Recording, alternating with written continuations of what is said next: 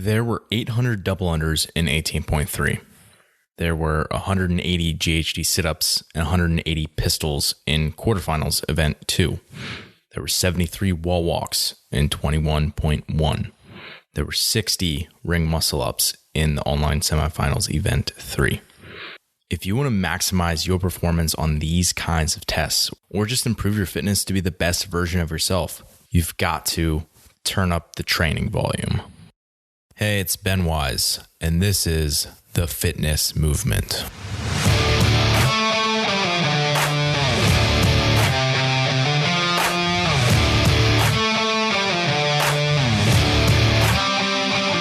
Hey, it's Ben again.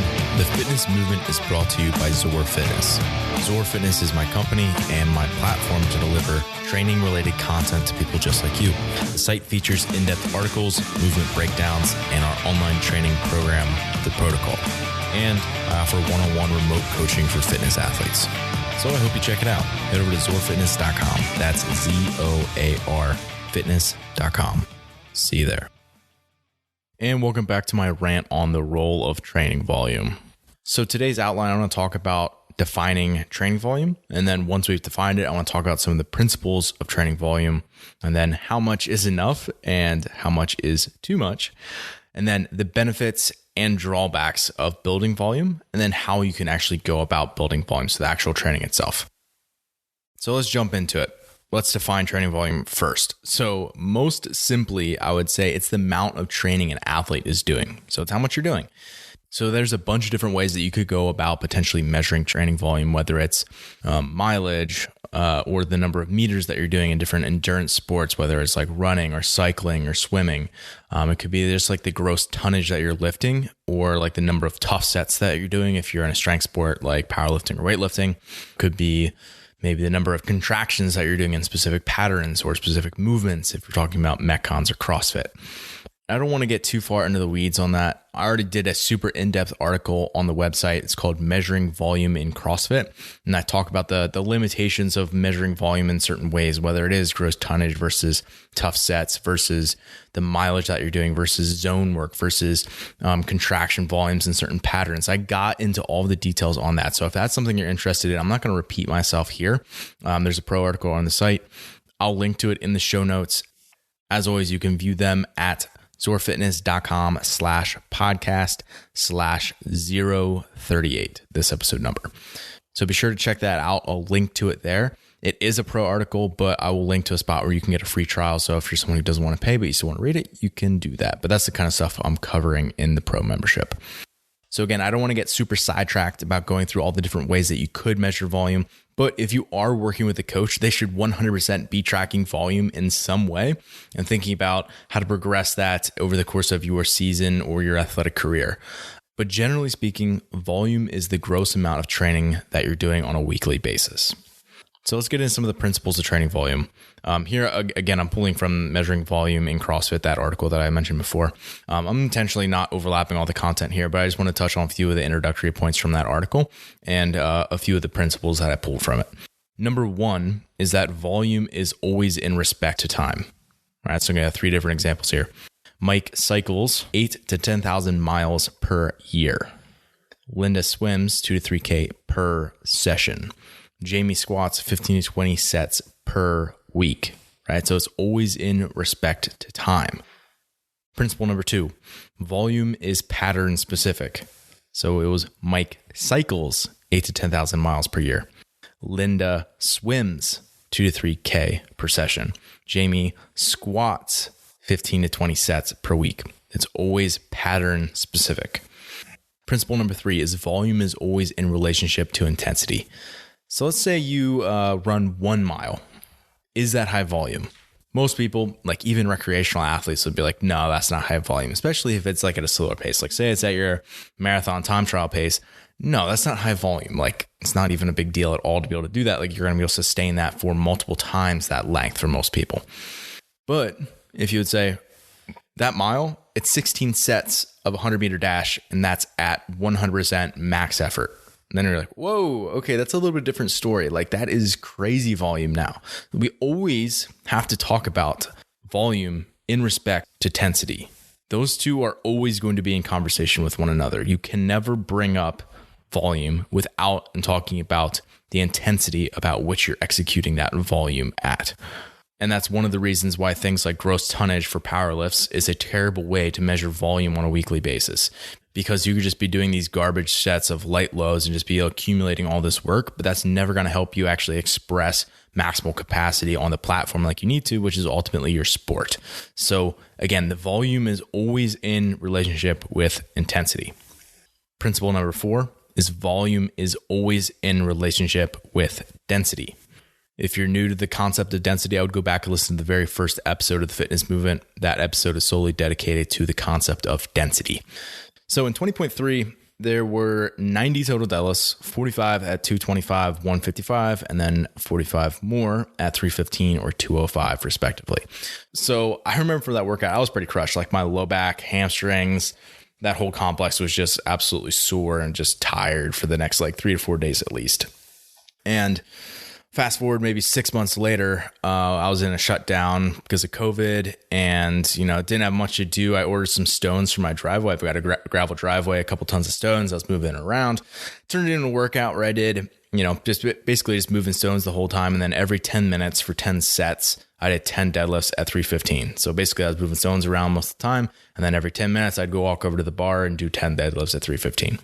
So I'm not great at math, but 10 times 10, that's 100 deadlifts. So people would expect like, oh, you did 90 deadlifts in 20.3 and not all of them were actually at that load and you got super sore from it. I would imagine if you did 100 at that heavier load that you're going to be crushed from that. I was not crushed from that, right? And that's largely because like I didn't do a bunch of extra deadlifts where I prepped myself with the 6 months prior. No, I just like did that workout. Like it wasn't anything special. And the real difference was because of the density of that work. So if I did 10 reps every 10 minutes, that's 1 rep every minute versus 20.3, that's 90 reps in 9 minutes. And I went right up against that cap, which is 10 reps per minute. So literally I did 10 times the density in that open workout that I did when I was moving stuff around my driveway. And that's the reason why I got so much more sore on that one. So anytime we talk about volume, we have to understand what was the density like in the environment that took place in. Let's use a different example. Say it was 10 rounds, 400 meter run, 3 ring muscle ups. You're way less likely to be sore and beat up from that versus if it was 4-time, 4K run plus 30 ring muscle ups. The volume in both of those are exactly the same, but the density of that work is dramatically higher.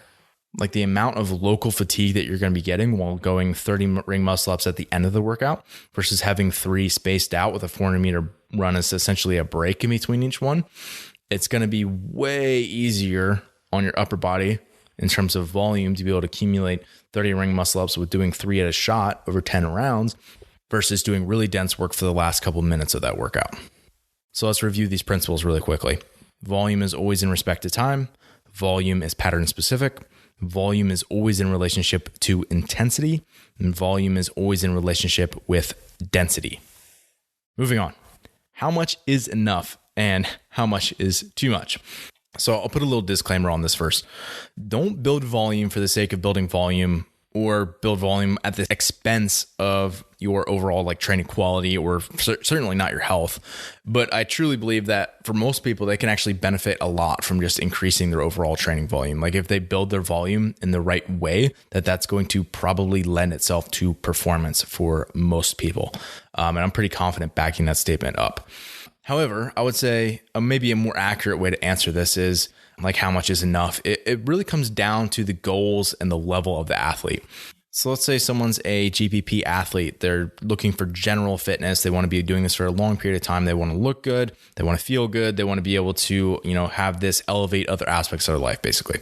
Right. So with that being the context, they're probably going to spend a lot of their training time doing strength work and aerobic work. And they're going to be spending more time sort of on the ends of the spectrum in that sense, where they're not accumulating nearly as much intense volume doing dynamic contractions and mixed work like you're going to see like the sport version of CrossFit doing. Like they don't need to be doing that.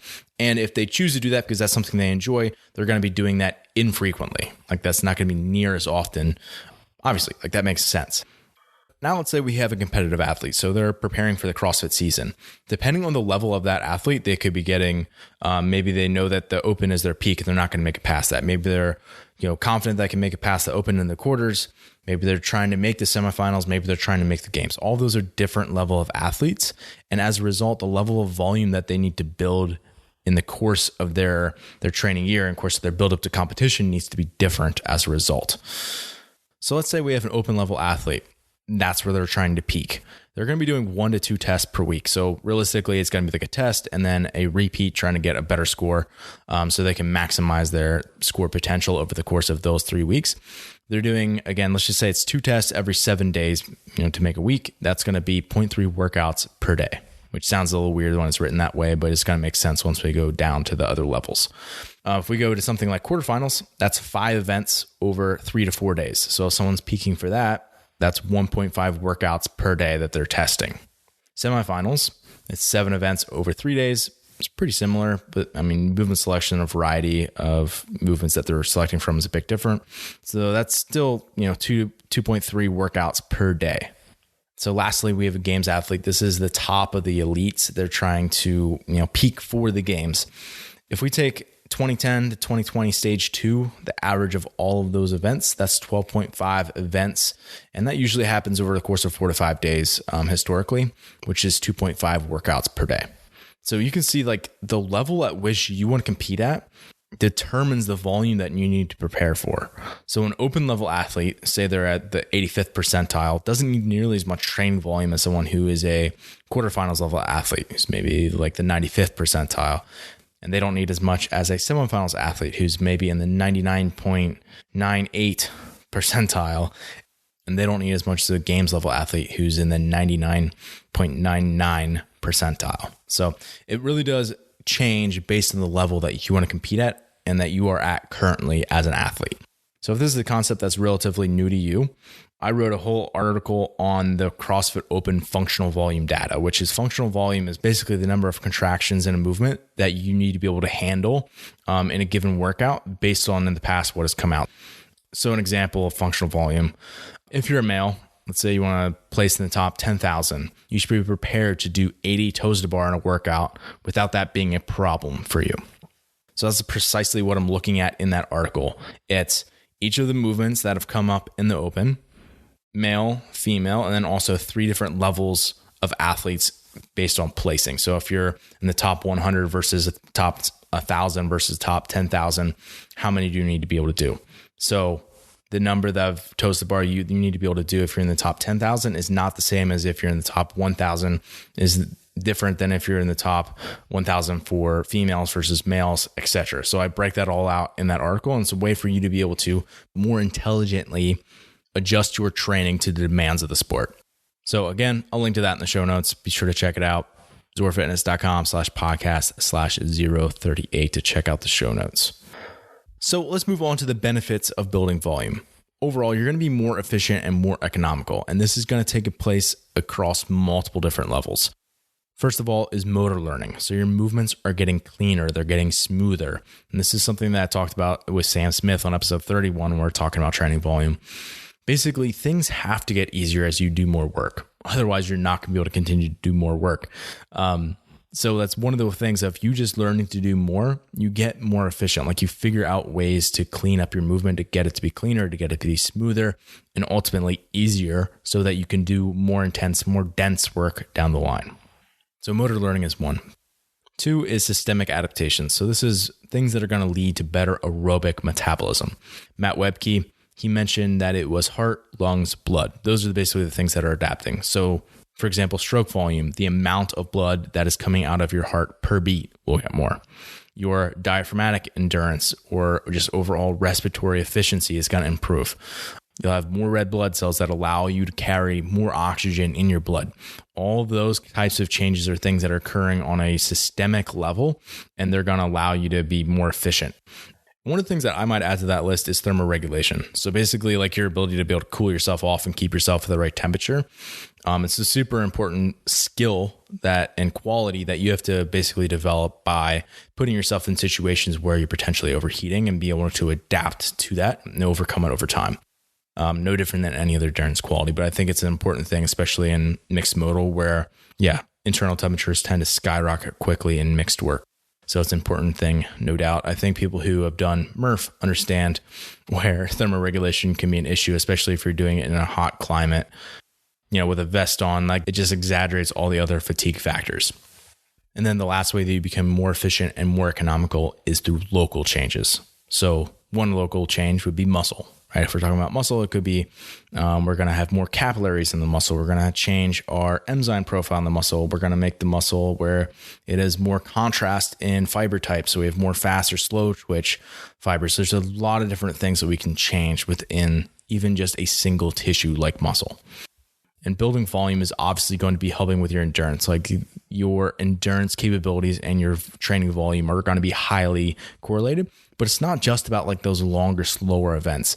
I kind of explained this in episode 36 when I talked about battery, on basically how the aerobic system is really responsible for sort of bailing you out of fatigue and the buildup that takes place from like a high effort burst. So for example, if you're lifting heavy, to be able to do that again and again on a short rest period, you have to have a robust, well-built aerobic system. So the changes of building volume and the process of building volume that takes place, that happens on so many different levels. Let's talk about some of the drawbacks of building volume. Obviously, nothing's a panacea. Like there is no magic pill that's going to solve all your problems. So this is no different. Like you have to be smart. And if you're not smart in the way that you go about it, like you're going to have maladaptations. And that's the case for any training quality that you try to increase. You have to be smart about it. So that being said, is someone actually getting smart about it? Here's still some of the conflicts that you could see. One of the big things is that there's a conflict of resources for an athlete, especially someone who's trying to get stronger. So even an athlete who strength is a big priority, just because they're not as strong as they want to be able to compete at the level that they want to compete at, then you have to understand that you are going to have a balancing act of that athlete's training time, their energetic demands. So just like their overall calorie, like energies, the development of different systems, like all of those are going to be sort of in conflict with one another because of those sort of contrasting qualities that they need to have concurrently. So if you have more contractions, and that's what building volume is, it's more contractions. We're making this more of an endurance stimulus. If we're making it more of an endurance stimulus, those have to be softer contractions. If you're rowing a 10K and you have 1,200 contractions because you have 1,200 pulls on the rower that you have to do in the course of that, 35 or 40 minute time trial, then you need to be able to have a softer contraction where you can have steady blood flow to the muscle, where you can have less tension, and that's going to allow for better endurance. So realize that if you're someone who is building volume, you need to do that in a way that has less interference for your strength work. And this might seem counterintuitive, but oftentimes that means doing easier aerobic work where you're not fatiguing the same systems that are going to be required for that strength work. So you're kind of moving this to the ends of the energy system spectrum where your strength work is much more anaerobic and you're using a lot of fast twitch muscle fibers, and your easy aerobic work is just like that sounds. It's easy, right? And because of that, that's going to have less interference. Again, this is if strength is one of your main training priorities. So if strength is one of your priorities, let the goal be the goal and don't try to just build crazy training volume. Be smart with your training volume, maintain it, and build on your strength. And then once you're at the strength level that you need, then you can begin to build your volume on top of that. So let's talk about the training, how you're actually going to go about building volume. I personally think that building volume can take place on two different fronts. Number one would be what I would call physiological capacity. So this is sort of like thinking about raising the systems or the thresholds that you need to be able to basically do your sport at a higher level. So it's like the raw systems. So we could call this energy systems training. We could call this aerobic development. We could call this zone work. All of those would fall under this. The second would be sports performance. So just as it sounds, this is your sport. This is mimicking the movements, time domains that you're actually going to be tested in, which is basically going to be metcons, right? And it's a lot of gymnastics, a lot of weightlifting modalities in those metcons, because that's what you're going to see in most qualifier settings. So in the open, in the quarterfinals, you don't see a lot of rowing or running or tons of swimming. That's largely reserved for the games. So if we're talking about people who are in the qualifier level, they're mainly doing gymnastics and weightlifting, and they're mainly doing metcons. So those are the two. We got physiological capacity and we got sports performance. Let's talk about how we can progress each of those respectively. So physiological capacity, we could just call this energy systems training. realize that number one, I'm going to be calling these steps, but these certainly don't need to be linear. Like you don't do step one and then stop doing step one and go to step two. You could probably layer them in that sort of a way, but realize that certainly you could be doing easy zone work the entire year and maybe just pulling that out, during a lead up to competition in sort of a taper phase, and that'd be perfectly fine. And likewise, you could be doing tougher energy systems training a good portion of your year, and that would be sort of the last step. But yeah, again, perfectly fine. So while you can sort of layer them in that way, these aren't necessarily linear, like step one, step two, step three, like you would think traditionally. So step one, you can build time on low intensity cyclical work. So I would kind of define lower intensity cyclical work as, maybe 55 to 75% of your max heart rate and just building time in those zones. So for the people I coach, this is zone 1 or zone 2 work, which in just sort of language would be like a smooth, easy to moderate cruising type pace. So for me, my max heart rate is 185. So zone 1 would be like 111 to 130 beats per minute. Zone 2 would be like 130 to 148 beats per minute. So at no point does that feel unsustainable to me, right? So it's something that's smooth, it's easy, it's aerobic. That's the whole idea.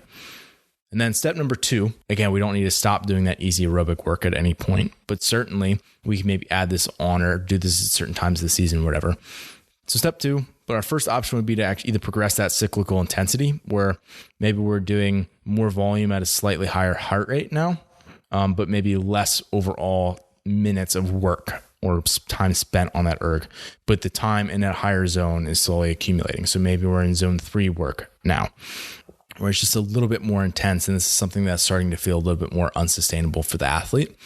So then our other option 2 would be to continue with that lower intensity cyclical work, but then we could add in isometrics, holds, or like other low eccentric movements.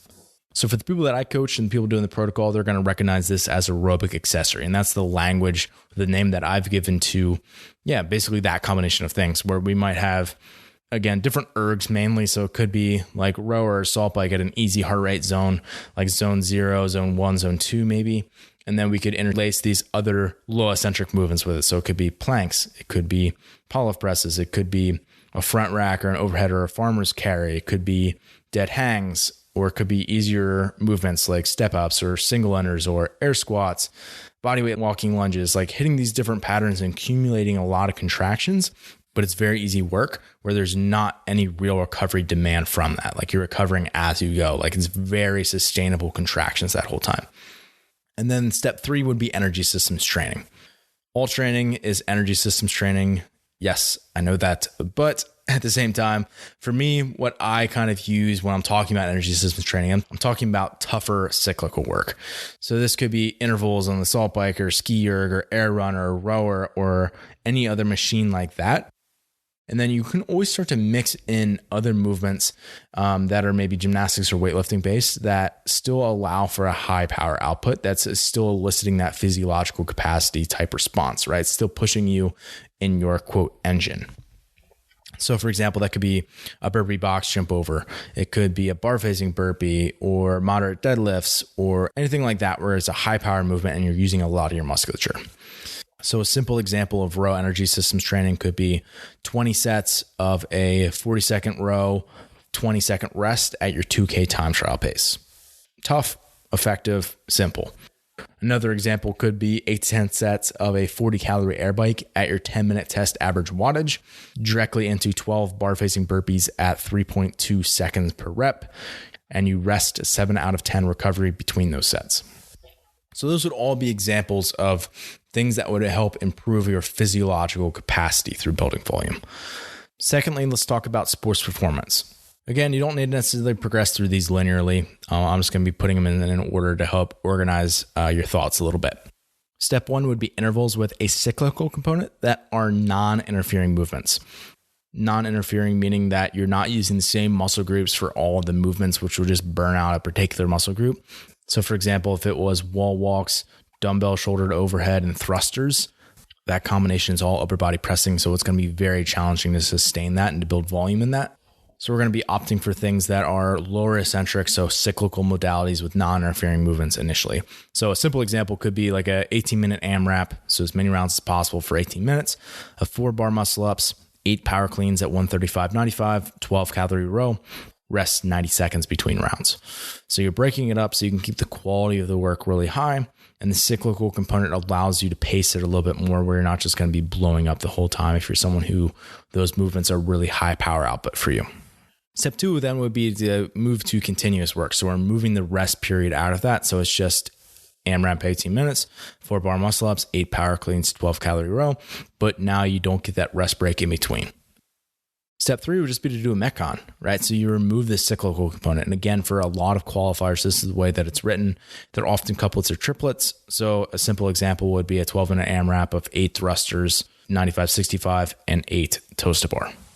So that was sort of phase 1. You could go back and do steps 1, 2, and 3 again, but now with interfering movements. So movements that are going to be contributing a lot to muscular fatigue in a particular muscle group. So it's the exact same thing, but layering in that muscular endurance component. So for sports performance specifically, I would not tell most people just to add duration to the workouts. Like a 40-minute AMRAP is not necessarily better than a 15-minute AMRAP, even if you're trying to add training volume. Just because like if you're preparing for the sport, like the demands of the sport aren't changing. Like you still need to prepare for 7 to 15-minute workouts at a super high intensity. So I would say opt for more Metcons that mimic the sport, then start to add additional sessions into your week.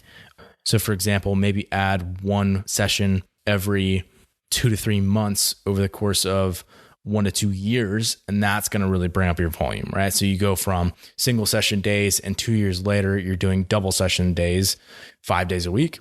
Great. That's a simple way for you to really get a lot of quality training volume in and not have that move away from the specificity of the sport. Because again, if we're talking about sports performance, you have to do things that mimic the sport. Allow your energy systems work to improve your physiological capacities and allow your Metcons to improve your sports performance. It's pretty simple. Keep it simple. So a few closing thoughts. First of all, create a way to measure volume that you're doing now. Like figure out a way that you can currently, without actually changing anything that you're doing, figure out how much volume you're actually doing. It could be, well, I'm doing 5 sessions a week right now. Okay, that's one way to do it. You could also start to measure the amount of minutes that you have in certain zones, the number of contractions that you're having in different patterns. Find a way that you want to do it. And then you can start to, number 2, progress the volume slowly. Maybe 5 to 10% per week would be appropriate for most people. If you start going up to 15 or 20, you're not going to be able to sustain that for more than a few weeks. And you're much more likely to experience cranky joints and overreaching and poor, recovery scores and all of those things if you try to progress it quicker than that. So figure out where you're at and then progress slowly from there, maybe 5 to 10% per week. Number 3, make sure that you're recovering from the work that you're putting in. So you're increasing your training volume. Make sure that you are tracking some of the key indicators that you need to be able to determine if you're actually recovering from the work that you're putting in. If you're not recovering from the work that you're putting in, you're not getting better. You're just putting in more work. That is not the goal. The goal is not just to do more. The goal is to do more and get better. So what I would recommend is go listen to episode 30, revisit that one. That's evaluating readiness to train. I talk about some of the key points that you should be tracking in terms of recovery so that you can be improving over time. Number 4, build volume in the preseason and early in your competitive prep. So you should not be building volume as you're going into the final phases of your prep work for a competition. And certainly you're not going to be building volume when you should be tapering for competition. I see people sometimes trying to do more like as they're getting ready to compete. That should not be the goal. You should have built volume early in your season. And then after you've kind of reached a peak, as you're getting ready to go into your more intense preparatory work, you're going to start to taper that back as the intensity of that work goes up. And that allows you to be able to peak at the right time and to be able to express your capacity even further at that time. Lastly, number 5, don't skip it, people. Deload and take off seasons. This ensures that you stay healthy and ensures that you stay resilient. You must be resilient in order to adapt. You must adapt in order to get better. And if you want to be good in this sport, you want to be around a long time and you want to win, you're going to have to do it. Turn up the training volume. Hey, it's Ben again. And I wanted to take a minute to talk about our online training program, The Protocol.